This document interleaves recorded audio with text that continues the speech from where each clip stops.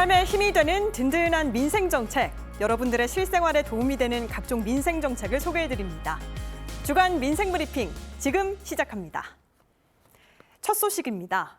정부가 결혼준비 대행업 표준계약서를 제정했습니다. 스튜디오, 드레스, 메이크업, 일명 스드메 서비스와 추가 옵션 내용을 한눈에 확인할 수 있게 됐는데요. 서비스 내용이나 가격을 정확히 알지 못하는 깜깜이 계약으로 피해를 겪는 사례가 줄어들 것으로 보입니다. 보도에 김유리 기자입니다.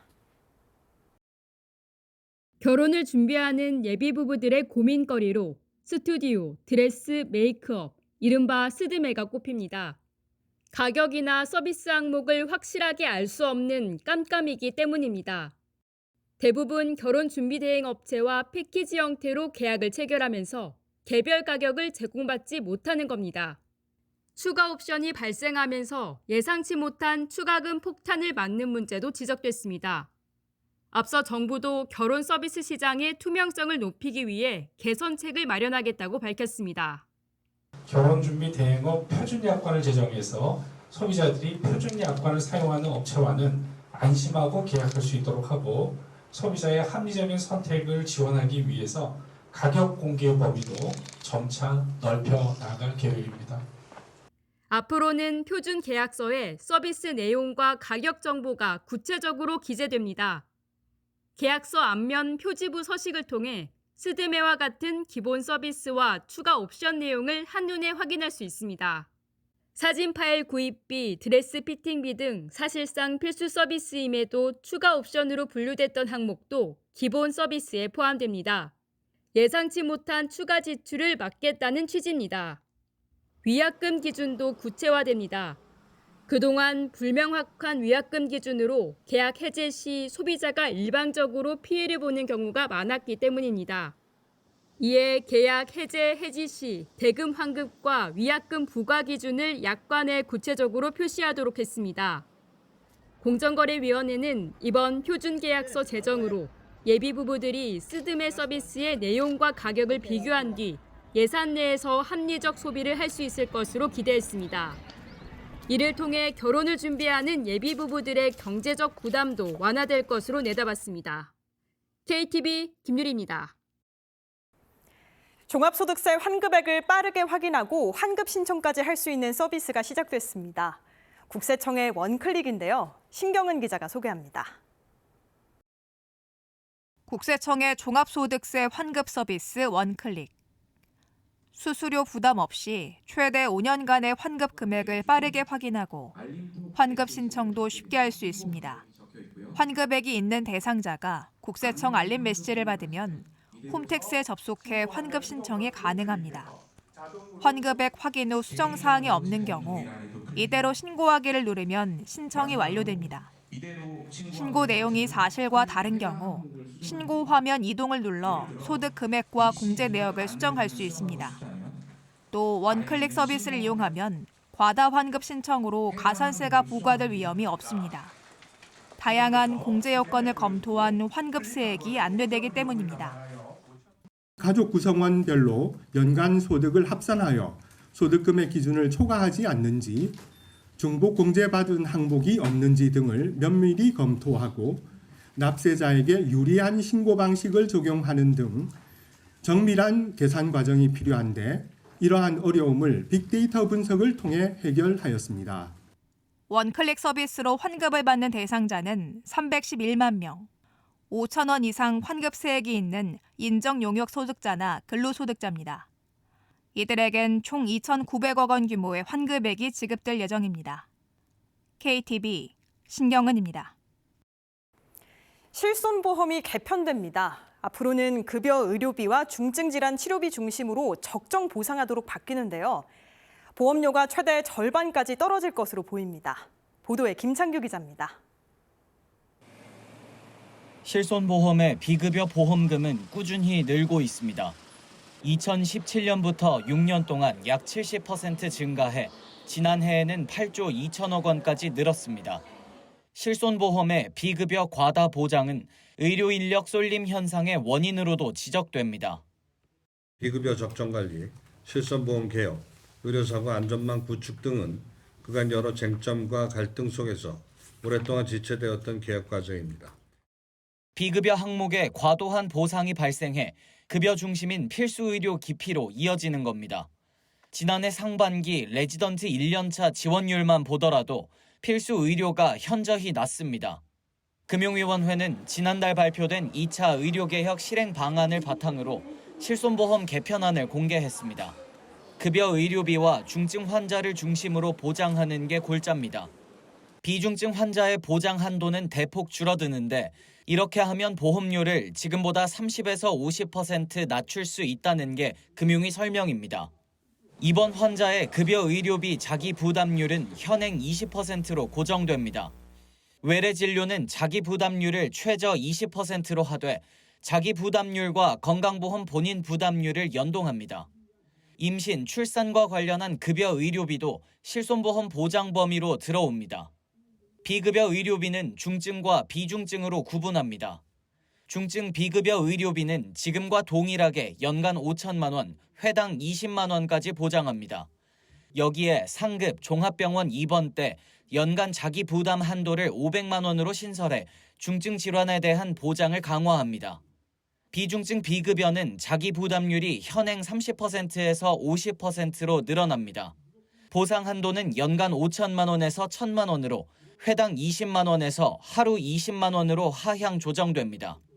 입원 보상도 회당 300만 원으로 제한됩니다.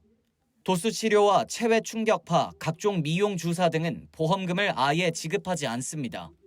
신규 실손보험은 올해 말 출시될 계획입니다. 다만 비중증 비급여 특약 상품은 내년 상반기 이후 출시 시기를 확정할 예정입니다. 금융당국은 1세대와 초기 2세대 실손보험 가입자가 원하는 경우 심사 없이 신규 실손보험 재매입을 시행할 계획입니다. 구체적 시행 방안은 올해 하반기 중 발표될 예정입니다. KTV 김찬규입니다. 수도권 출퇴근 30분대 시대를 연 수도권 광역급행철도 GTX-A 노선이 운행을 시작한 지 어느덧 1년이 지났습니다. 그동안 총 이용객 수만 770만이 넘으면서 수도권 주민의 핵심 교통망으로 자리 잡았는데요. 보도에 이리나 기자입니다. 국내 첫 수도권 광역급행철도 GTX 노선인 GTX-A가 개통 1년 만에 누적 이용객 770만 명을 돌파했습니다. 지난해 3월 30일 개통을 시작으로 올해 3월 29일까지 GTX-A의 수서 동탄 구간을 이용한 승객은 총 409만 3,200여 명, 하루 평균 11,200여 명이 이용한 셈입니다. 개통 초기에는 주중 하루 평균 약 7,700명 수준에 머물렀지만 지난달 말 기준으로 16,100여 명까지 증가했습니다. 이는 예측 수요의 약 75.1% 수준입니다. 촘촘한 교통 인프라 구축을 통해 국민들의 출퇴근 불편을 해소하였습니다. 24년 3월 수서에서 동탄까지 GTX-A를 최초로 개통하여 본격적인 GTX 시대를 열었으며 수서 서울역 구간이 아직 개통되지 않아 이용객 수가 당초 예상치를 밑돌고 있는데 내년 중 삼성역을 무정차 통과하면서 이어질 전망입니다. 이런 가운데 지난 연말부터 운행에 나선 운정중앙 서울역 구간은 개통 시작과 함께 GTX-A의 전체 이용률을 끌어올렸습니다. 개통 3개월 만에 이용객이 360만 명을 넘어선 겁니다. 올해 1월 초 33,500여 명에서 지난달 말 4만 5천여 명으로 가파르게 증가하며 예측 수요의 90%를 넘었습니다. 국토부에 따르면 지난 1년간 구간별 하루 평균 이용객 비중은 운정중앙 서울역이 가장 높았고 킨텍스 서울역과 수서 동탄 순으로 나타났습니다. 서울 도심과 경기 북부권을 잇는 이동 수요가 큰 것으로 파악됐습니다. 하루 평균 이용객이 많은 역도 북부 구간에 집중됐습니다. 서울역과 운정중앙역, 킨텍스역 순으로 이용객이 많았고 시간대별로는 평일 출퇴근 시간대 이용량이 가장 많았습니다. 내년 삼성역 무정차 통과에 이어 2028년 완전 개통을 목표로 추진 중인 GTX-A 노선. 지난달 말 미개통 역사인 창릉역 착공도 이뤄져 향후 창릉 신도시 입주민의 교통 편의도 높아질 전망입니다. KTV 이리나입니다. 한국의 비무장지대는 수십 년간 사람의 손길이 닿지 않았습니다. 덕분에 천혜 자연 환경을 보존하고 있는 곳이죠. 18일 DMZ 평화의 길 10개 테마 노선이 개방됩니다. 지난달 28일부터 사전 신청이 시작됐습니다. 김현지 기자입니다.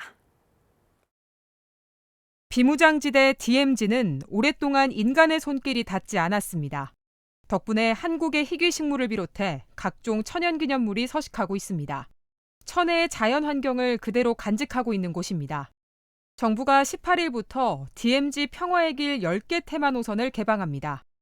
테마 노선은 인천 강화와 경기 김포, 강원 철원 등 비무장지대 접경지자체 10곳에 조성됐습니다. 참가자들은 안전을 위해 차를 타고 이동합니다. 일부 구간에선 군부대 협조를 받아 철책길을 걸어볼 수 있습니다. 예를 들어 강화 평화전망대 코스의 경우 강화 전쟁박물관에서 출발해 강화 평화전망대와 화계정원 등을 거칩니다. 이때 의두분초에서 불장돈대 직전의 1.5km 코스에선 도보로 이동할 수 있습니다. 4km 이상의 철책길을 걸어볼 수 있는 코스도 있습니다. 접경 지역의 안보, 평화, 그리고 자유의 소중함도 또 다시 한번 생각해보는 그런 계기가 되기를 바라는 마음에서 이 사업을 시작하고 있습니다. 참가 신청 시 신분 확인 절차가 진행됩니다. 참가비는 10,000원으로 지역 상품권이나 특산품 등으로 환급받을 수 있습니다. 참가 희망자는 평화의 길 누리집과 두루누비 앱을 통해 사전 신청하면 됩니다. KTV 김현지입니다. 배를 타고 도착한 항구 도시에서 여유 있게 관광을 즐기는 것, 크루즈 여행의 매력인데요. 기항 중심의 구조로 제한된 시간 안에 이뤄졌던 국내 크루즈 관광에 준모항이 본격 운영됩니다. 오는 5월부터는 제주 강정항에서 승객이 크루즈선에 탑승해 해외로 출항할 수도 있습니다. 최다희 기자입니다. 지난해 제주도를 방문한 크루즈 관광객은 64만 명. 전년도에 비해 큰 폭으로 늘었습니다. 제주관광공사 조사에 따르면 크루즈 관광객들은 제주를 방문할 때 1인당 평균 157.1달러를 지출했습니다. 기항 중심의 크루즈 관광산업 구조로 국내외 크루즈 관광객은 크루즈가 기항하는 제한된 시간 안에 국내 관광을 할 수밖에 없었고 경제 파급 효과도 제한적이라는 지적이 이어졌습니다. 오는 5월부터 제주 강정항이 준모항으로 운영됩니다. 목적지를 향해 항해하던 중 승객이 휴게소처럼 잠깐 내렸다 탑승하는 기항과 달리 준모항은 일부 승객의 승선과 하선이 이뤄지는 항을 말합니다. 출발 전과 도착 후 승객들이 여유 있게 항구 도시를 관광할 수 있다는 장점이 있습니다. 정부는 지역 관광 산업에 도움이 될 것이라고 내다봤습니다. 사전에 제주 여행을 오신 분들이 제주 여행을 즐기고 그 이후에 크루즈에 탑승해서 다음번 목적지로 가시게 됩니다. 그래서 크루즈 탑승객들의 관광 시간 확보가 또 유리하고 이를 위해 무인 자동 심사대를 설치하고 세관과 출입국 관리, 검역 등 출입국 절차 개선에 나설 계획입니다. 또한 제주 강정항 시범 운영 이후 다른 국내 크루즈항으로 준모항 운영을 확대해 나갈 예정입니다. KTV 최다입니다. 주간 민생 브리핑 이번 주 소식은 여기까지입니다. 다음 주에도 더 알찬 민생 소식으로 찾아뵙겠습니다. 시청해주셔서 감사합니다.